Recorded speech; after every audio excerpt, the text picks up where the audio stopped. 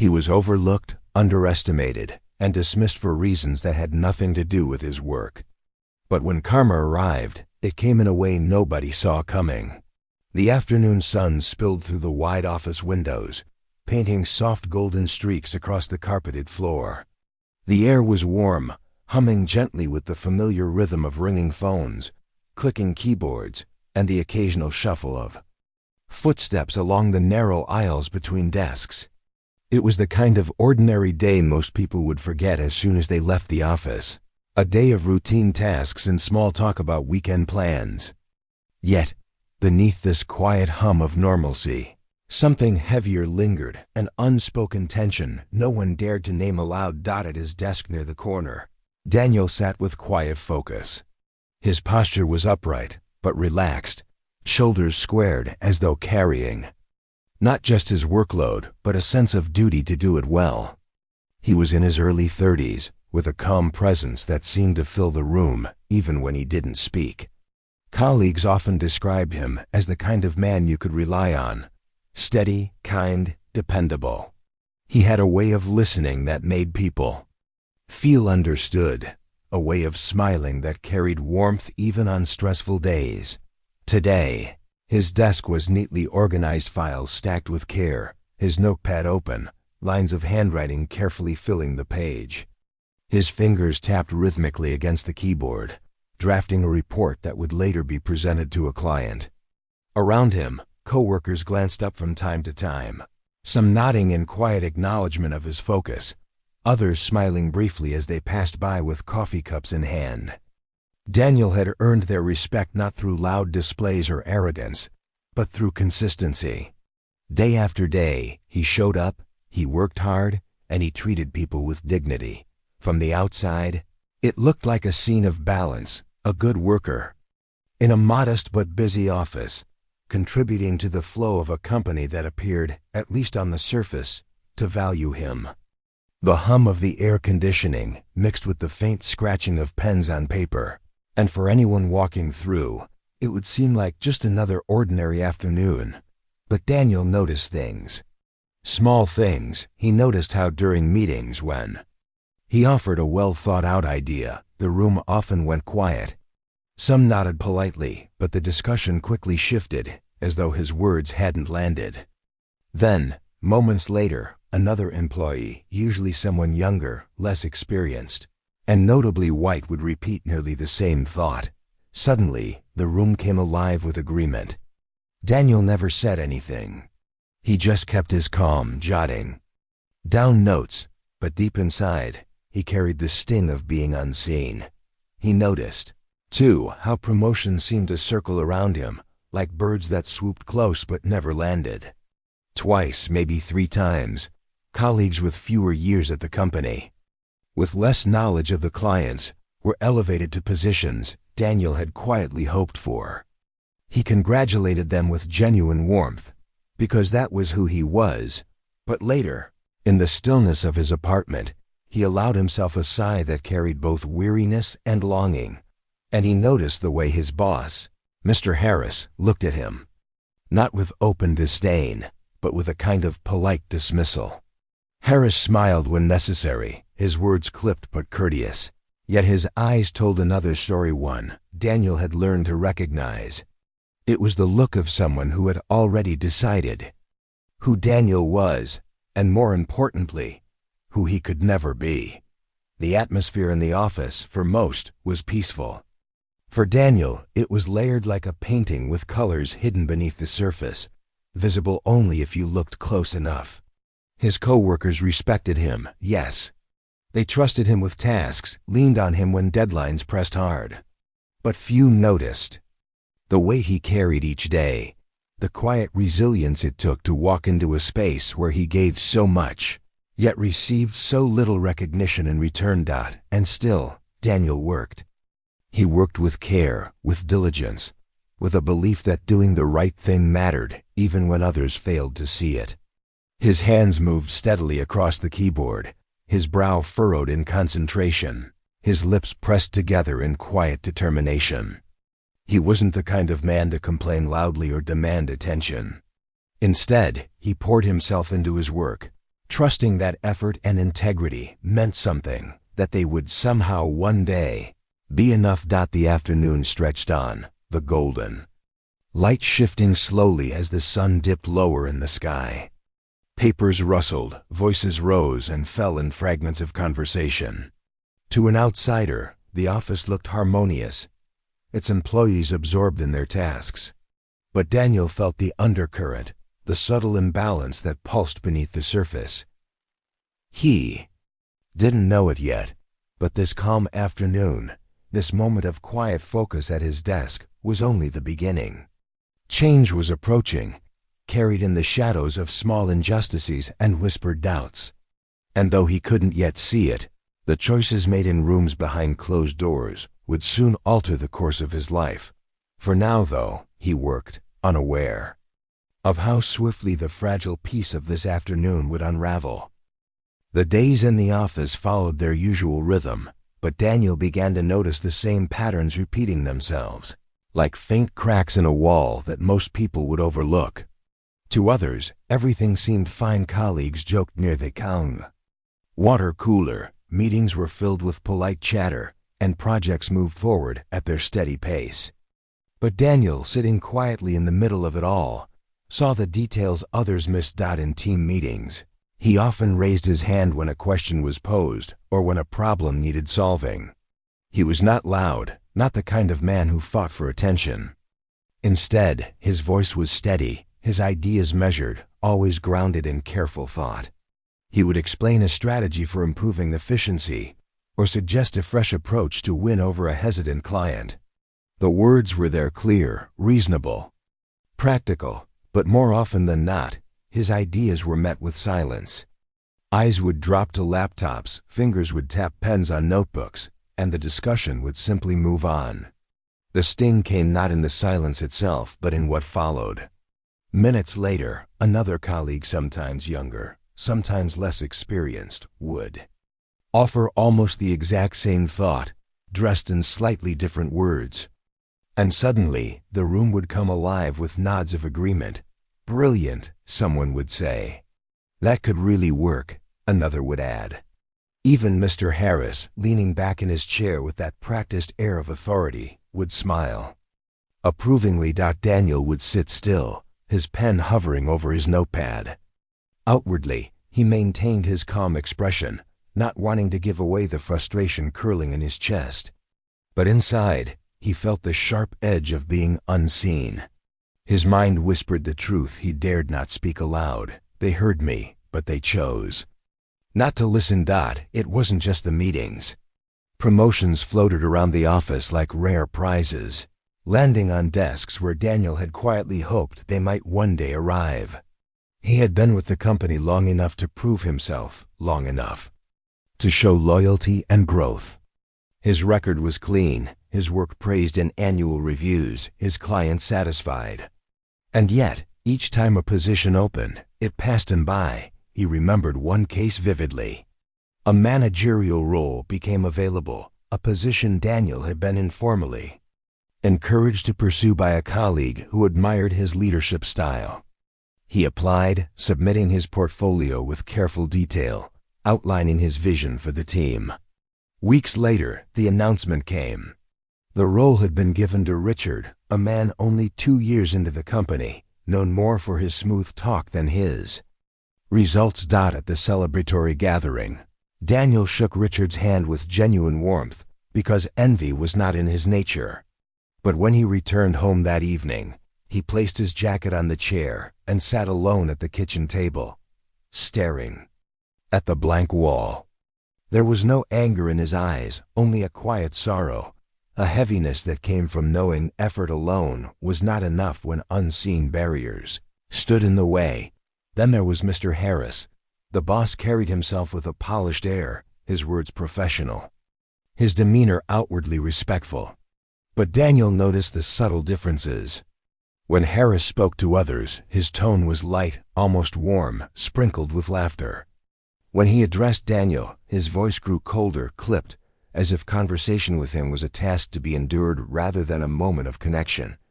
There were the smiles, too thin, polite smiles that never reached the eyes. To an outsider, they might have seemed harmless, even kind. But Daniel felt the emptiness behind them, the unspoken distance that told him he was tolerated, not valued. It was the kind of smile that placed a wall between them, a wall invisible to anyone who wasn't on the receiving end. All of these moments were small, almost insignificant if taken on their own. A dismissed idea here, a missed promotion there, a cold smile at the end of a meeting. They could be brushed aside, excused, rationalized, and that was what made them so insidious. No single incident was loud enough to draw attention, to spark outrage or protest. They were scattered clues, tiny fragments of a larger truth that only Daniel seemed to piece together. Still, he endured. He carried himself with dignity, even as doubts flickered in the back of his mind. Perhaps he wasn't being overlooked intentionally. Perhaps it was all just bad timing or coincidence. He tried to convince himself of this, because the alternative, that he was being judged not for his work, but for the color of his skin, was too heavy a thought to bear every single day. But deep down, Daniel knew. He felt it in the way his chest tightened after each meeting, in the way disappointment pressed down on his shoulders after each promotion announcement. He knew it in the silence of his apartment at night, when his mind replayed the day's events like a film strip, asking questions with no clear answers. And though he did not yet know where all of this was leading, he sensed that these scattered signs were not random.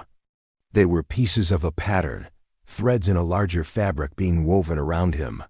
For now, the injustices were quiet, almost invisible to others. But in time they would grow louder, impossible to ignore, shaping a future he could not yet see. Afternoon sun still streamed through the office windows, casting its golden light across the desks. The scene looked peaceful, ordinary, almost perfect. Yet beneath the warmth of that sunlight, the cracks were widening, silent but certain, waiting for the moment they would finally break open. The day had dragged on with its usual hum of busyness, the kind of afternoon where time seemed to stretch thin. The office air felt heavy, weighed down by the heat of the sun pressing against the windows. Daniel sat at his desk, finishing up a report, his eyes moving steadily across the screen, when he noticed something unusual dot from across the room. Mr. Harris's door creaked open. The boss stood there, his frame outlined by the dim light of his office. His eyes scanned the room briefly before landing on Daniel. "Daniel," Harris said, his voice clipped yet controlled, "can you step into my office for a moment?" The words were ordinary enough, but the tone, measured, rehearsed, carried something colder beneath it. A few co-workers glanced up, their curiosity quickly masked as they returned to their screens. Daniel rose, smoothing his shirt, and walked toward the office with quiet composure. Inside, the blinds were half drawn, cutting the sunlight into sharp stripes that slanted across the walls and floor. Shadows fell across Harris's desk, carving the room into fragments of light and darkness. The air felt tense, too still, as if the walls themselves were holding their breath. Harris gestured toward the chair opposite his desk. "Sit down." Daniel obeyed, folding his hands in his lap. He had a faint, uneasy feeling curling in his chest, though he tried to suppress it. Perhaps this was about a project or feedback on his work. He told himself to stay calm, to wait. Harris leaned back in his chair, fingers interlocked across his stomach. His expression was calm, too calm, as though carefully composed. "Daniel," he began, his tone polite but detached, "I've been reviewing the direction of the company and the makeup of our team. After some consideration, I don't feel you're the right cultural fit for where we're heading." The words landed with the sharpness of glass breaking. Daniel blinked, steadying himself. Not a cultural fit?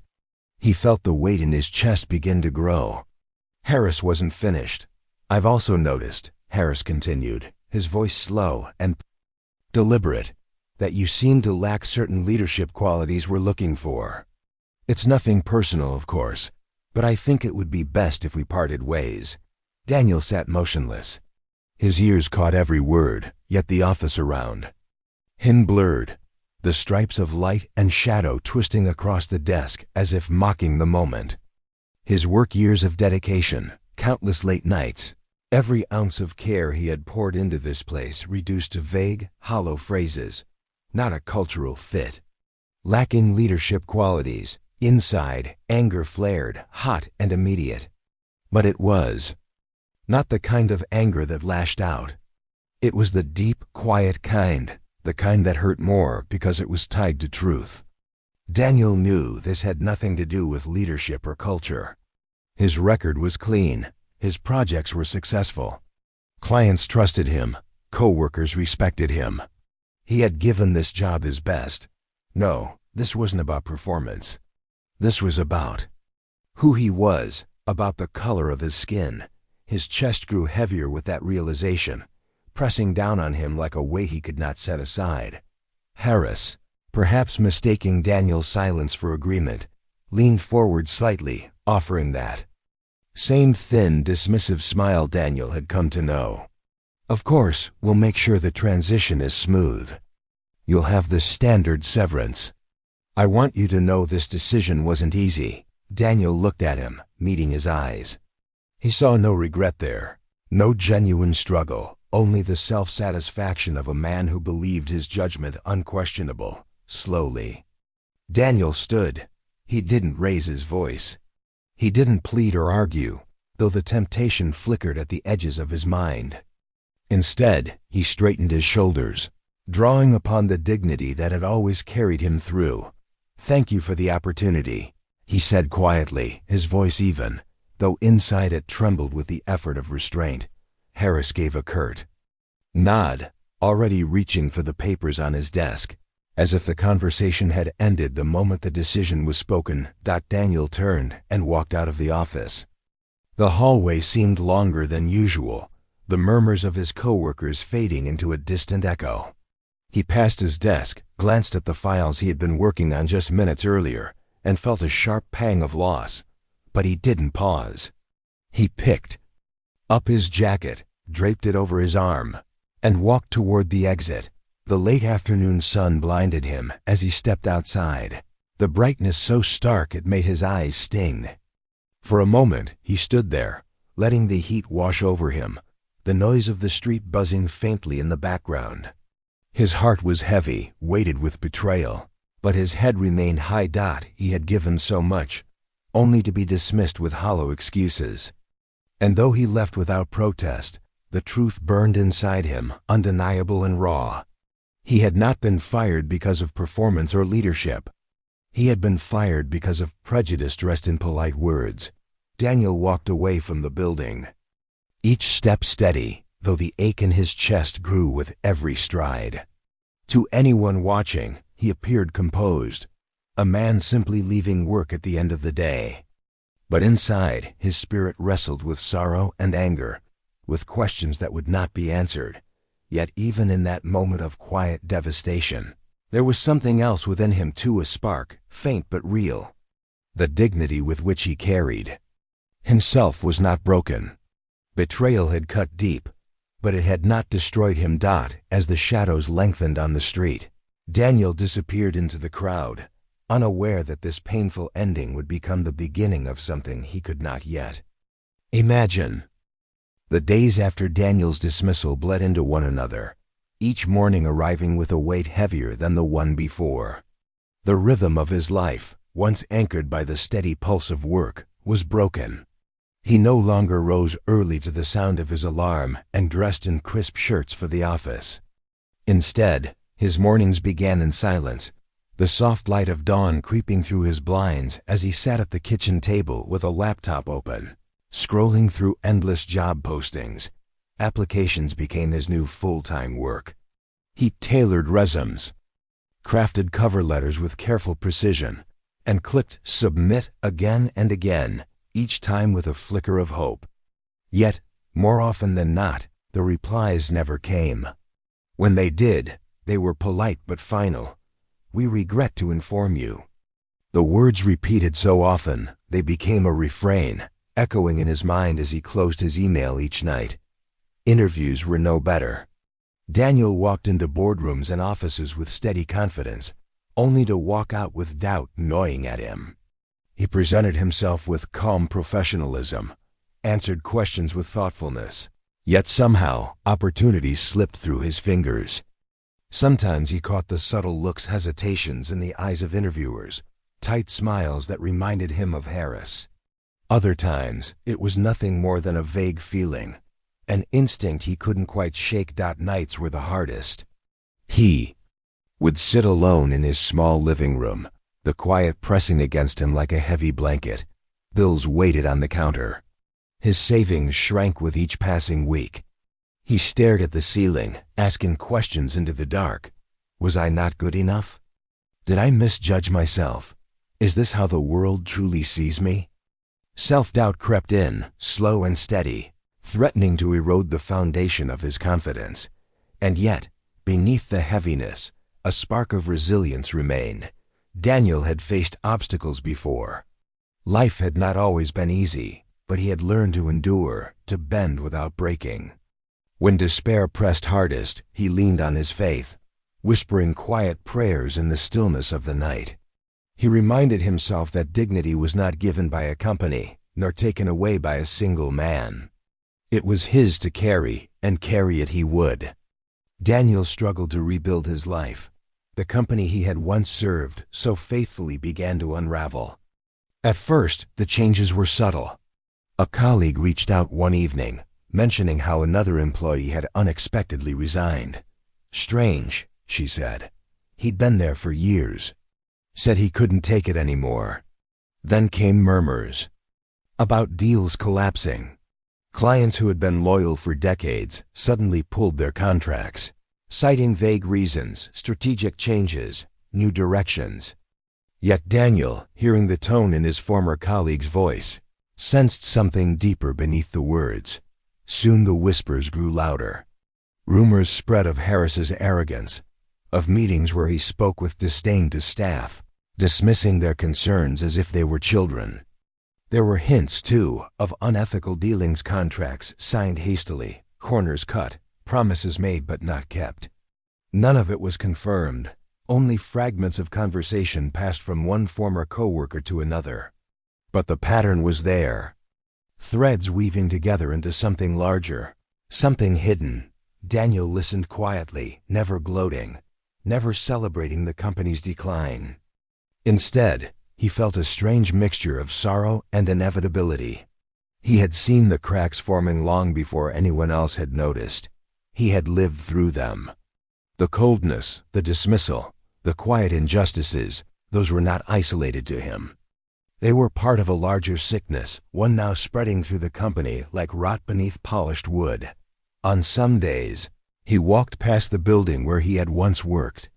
The glass windows reflected the afternoon sun, still giving the appearance of strength and success. But Daniel knew the truth. Behind those walls, the foundation was crumbling. Employees were leaving not just for better pay, but because they had grown tired of being unheard, unseen, dismissed in the same way he had been.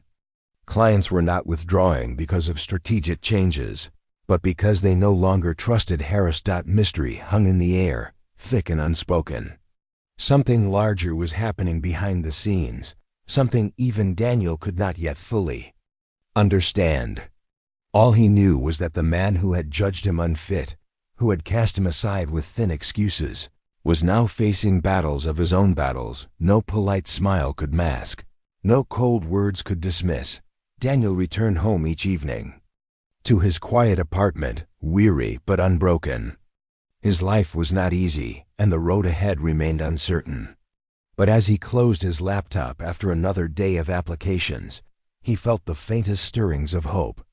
The same strength that had carried him through years of being overlooked, ignored, and dismissed would carry him still. And while Harris's empire of arrogance began to crack, Daniel held on to something far more enduring: integrity, resilience, and the quiet faith that, in time, truth would reveal itself. The days blurred. Together, yes, but within them lay the seeds of change hidden, waiting, preparing for the moment when everything would shift. Months slipped by, and with them, Daniel's life began to shift in ways he had not expected. The sting of rejection had not vanished entirely, but the sharpest edges of it dulled with time. After countless applications and unanswered emails, one company finally saw him for who he truly was. The interview felt different from the start. The panel of executives didn't just glance at his resume. They leaned in, listening closely as he spoke. They asked questions that valued his experience, his ideas, his vision. For the first time in months, Daniel felt his voice matter. Days later, the call came. He had the job at his new workplace.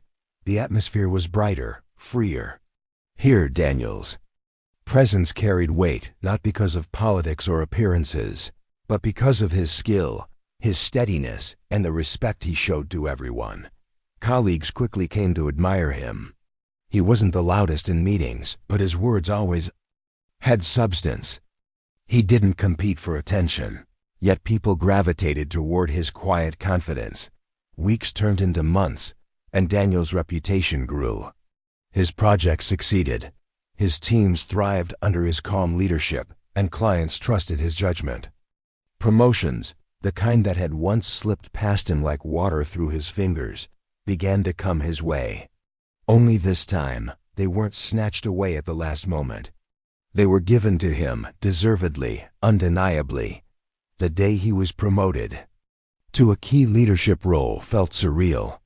Standing in the bright conference room, sunlight spilling across the polished table, Daniel accepted the new position with gratitude, but also with a sense of justice. Not revenge, not pride, but justice. His rise wasn't about proving someone wrong. It was about proving himself right, about validating the years he had carried himself with dignity, even when others refused to see it. But fate was not finished with him that far across town. Harris's company continued its slow collapse. The whispers Daniel had once heard had grown louder, transforming into open truths. More employees had fled, contracts had dissolved, and investors had begun pulling their support. The once confident Harris was desperate now, scrambling to keep his sinking ship afloat. It was in that desperation that Harris reached out to Daniel's new company, seeking a partnership that might save him. He didn't know who had risen within. The rival firm. To him, Daniel was gone, forgotten, dismissed like an inconvenient footnote. Harris imagined he would be negotiating with executives, faceless figures he could charm or manipulate into throwing him a lifeline. The day of the meeting arrived. The boardroom was spacious, its walls lined with tall glass windows that let in the late afternoon light. The atmosphere was sharp with anticipation, the kind that always came before high-stakes negotiations. Harris entered the room, his suit perfectly pressed, his smile rehearsed. He carried the air of a man trying to mask panic with confidence. Then, his eyes moved across the table. Seated at the head, papers neatly arranged before him, was Daniel. Calm, composed, every bit the leader Harris had once claimed he could never be. For a moment, Harris froze. His face faltered, the polished smile slipping as recognition struck him like a blow. The room seemed to shrink around him, the confident echo of his footsteps, silenced by the weight of irony. Daniel did not gloat. He did not smirk or lean back with arrogance. Instead, he met Harris's gaze with a steady calm, his expression unreadable but his presence undeniable. The tables had turned, not with noise or drama, but with quiet inevitability. Harris stumbled through the introductions, his voice thinner now, his gestures less certain. He pitched his proposal, speaking of mutual benefit, of opportunity, of partnership. But the words rang hollow, each sentence falling flatter than the last. He was a man begging in disguise, and everyone in the room could sense it. When Harris finally finished, silence followed. Daniel leaned forward, his hands folded on the table. His voice, when he spoke, was calm but firm, carrying the weight of authority Harris had once denied him. "Mr. Harris, Daniel said, his tone respectful but edged with finality. "I appreciate your proposal. But this company does not align itself with partners who fail to value the people who build them. Respect and integrity are non-negotiable here." The words hung in the air, sharp and undeniable. Harris's face paled. He opened his mouth as if to argue, but no words came. The silence of the boardroom pressed in on him, the truth undeniable. The man he had cast aside was now the one holding the power. Daniel did not raise his voice, did not humiliate him. He didn't need to. His very presence, his position across that table, was enough. Harris had once dismissed him as unfit, lacking leadership. And now, Harris stood before the undeniable proof of his own blindness. The meeting ended quickly after that. Harris left the room with his shoulders heavy, his once confident stride reduced to a defeated shuffle. Daniel remained seated, watching. Him, though, not with vengeance in his heart, but with quiet reflection. The balance had shifted, and not by chance. It had shifted because truth, in time, reveals itself. Because dignity, carried through trials, becomes strength. And because arrogance, no matter how carefully disguised, eventually crumbles under its own weight. The boardroom had emptied, leaving Daniel alone with the quiet hum of the overhead lights and the faint, steady ticking of the clock on the far wall. Outside, the afternoon sun filtered through the tall glass windows, painting soft stripes across the polished table. Daniel sat back in his chair, taking a moment to let the tension of the past months settle in his chest. The encounter with Harris had left a lingering weight, not of anger, but of reflection. He did not feel triumph. He did not feel a desire to gloat. The satisfaction of having outmaneuvered Harris, of seeing the man who had dismissed him falter, was fleeting, almost irrelevant. Daniel understood something deeper. The power of dignity and integrity far outweighed the fleeting sweetness of revenge. He had arrived at this position not through manipulation or bitterness, but through resilience, consistency, and the quiet courage to remain steadfast in his values. When Harris had pitched his proposal, Daniel had listened with measured attention. He had let the words wash over him without interruption, absorbing their intent. And when it was time to speak, he had done so with calm authority, each word deliberate.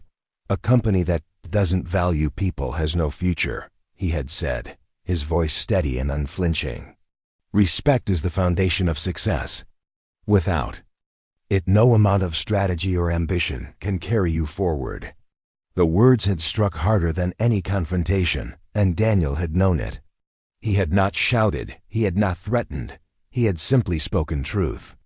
And the truth had been enough. In the weeks that followed, Harris's company continued to crumble. Deals that had been precarious from the start fell apart entirely. Long-term clients, once loyal, withdrew their support, citing mismanagement and a lack of accountability.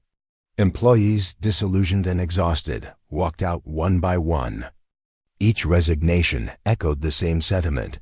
The foundation of the company had been built on arrogance, bias, and disregard for human dignity. From the outside, it might have appeared sudden, a rapid collapse of what had once seemed stable. But Daniel, watching from the sidelines, knew better. The rot had been there all along, invisible to those who refused to look closely. Harris's downfall was not luck. It was inevitability, the natural consequence of choices rooted in prejudice and disrespect. Meanwhile, Daniel's new company flourished. The lessons he had carried with him, resilience, patience, integrity, shaped not just his own success, but the culture of the teams he led. He approached each project with clarity, listening intently to his team, valuing each contribution, and fostering an environment where every voice mattered. Meetings were inclusive, ideas were debated respectfully, and mistakes were treated as opportunities to learn rather than reasons to shame. His colleagues admired him, not out of fear or obligation, but because they trusted him. He led with a quiet strength, blending empathy with decisiveness, and in doing so, created a ripple effect throughout the organization. Morale improved, client satisfaction rose, and projects succeeded beyond expectations. Daniel's leadership became a model of fairness, proving that valuing people and nurturing their talents was not just morally right, but strategically brilliant. At times, he reflected on the long months after his firing. He remembered the hollow silences in interviews, the nights spent questioning his worth, and the sting of betrayal that had once weighed so heavily on his chest. But he did not dwell on bitterness. Instead, he saw those struggles as part of his journey, as crucibles that had refined his character and deepened his understanding of what true leadership meant. One afternoon, standing at the head of a conference room filled with his team, Daniel looked around at the eager faces, each one invested and respected. The sunlight streamed through the windows, casting a warm glow across the room. He spoke calmly, encouraging collaboration and emphasizing shared responsibility. He watched as team members contributed freely, unafraid to voice opinions, to challenge ideas, and to take ownership of their work. In those moments, Daniel felt a quiet satisfaction that had nothing to do with past grievances or triumphs over Harris. This was fulfillment born of purpose, of building something lasting, of creating an environment where integrity, respect, and fairness were not just ideals, but practiced daily. And in the back of his mind lingered a simple truth. Karma, when guided by justice and patience, does not need to be enacted personally. It finds its way through the choices people make, through the patterns of their lives, through the consequences of arrogance and prejudice. Daniel had learned that true measure of success was not the downfall of others, but the integrity with which one lives. Harris, once so confident and untouchable, had become a cautionary tale. His arrogance and prejudice had been his undoing. A stark reminder that power built on disrespect and bias is fragile and temporary. Daniel had not needed to take revenge. The consequences had unfolded naturally, with the inexorable weight of truth. As the sun dipped lower, casting long golden rays across the office, Daniel returned to his desk. He opened his laptop, reviewing a proposal from his team, and smiled softly. The room was quiet but alive, filled with the hum of collaboration and the promise of meaningful work. Every voice mattered here. Every contribution was valued. And in that, Daniel found not just success, but a sense of peace that no dismissal, no prejudice, and no injustice could ever take away. The world outside could be unfair. People could be blind, biased, or cruel. But within the walls Daniel now helped shape, fairness, respect, and dignity were not ideals, they were reality. And that reality, he knew, was far more powerful than any fleeting victory over those who had once sought to diminish him. The office was quiet now, the hum of computers and the low chatter of colleagues replaced by a stillness that carried a sense of completeness. Daniel stood by the large window, the city sprawling below him in soft shades of gold and amber as the afternoon sun began its slow descent. He watched the shadows stretch across the streets, the patterns shifting with the fading light, and he allowed himself a moment of reflection, a pause in the rhythm of work and life to simply breathe and take in the journey he had endured. It had been months since the day Harris had dismissed him, months of struggle, doubt, and quiet perseverance. Daniel remembered the sharp pang of betrayal, the nights spent staring at the ceiling questioning his worth, the rejections that had stacked like bricks against the walls of his confidence. And yet, here he was standing in a place of calm authority, respected not because of status or appearances, but because of the integrity and dedication he carried into every decision. The thought lingered in his mind. How easily people are blinded by prejudice. How easily arrogance and bias can cloud judgment, causing leaders to overlook talent, dismiss value, and treat dedication as disposable. Harris had been a man with power, yet he had squandered it with ignorance and cruelty. He had seen Daniel, a man of skill, kindness, and vision, and reduced him to a number on a performance chart. a convenient target for his narrow worldview. Daniel could still recall the look on Harris's face the day he saw him across the boardroom table, now the one holding authority, the one guiding decisions that could shape the future of the company. It had been a look of disbelief that the person he had once deemed unfit had risen to a position he could no longer question. And yet, Daniel had not sought to humiliate him. He had not seized the opportunity for revenge. Instead, he had acted with the same dignity he'd clung to through months of injustice, reminding Harris of this simple truth: a company that does not value people cannot endure. The principle was simple, yet profound. Success built on the exploitation or dismissal of others is fragile. Power obtained through prejudice is temporary. And those who live with integrity, even when unseen, eventually find their place, not through chance, but through the consistency of their character and the resilience of their spirit. Daniel turned from the window and walked slowly through the office. His team moved around him, their voices vibrant with discussion, their faces animated with ideas and collaboration. Here, in this space, every voice mattered. Every perspective was heard. Mistakes were met with guidance, not condemnation. Achievements were celebrated, not hoarded. It was a world that Daniel had helped shape, a world in which fairness and respect were the true measures of success.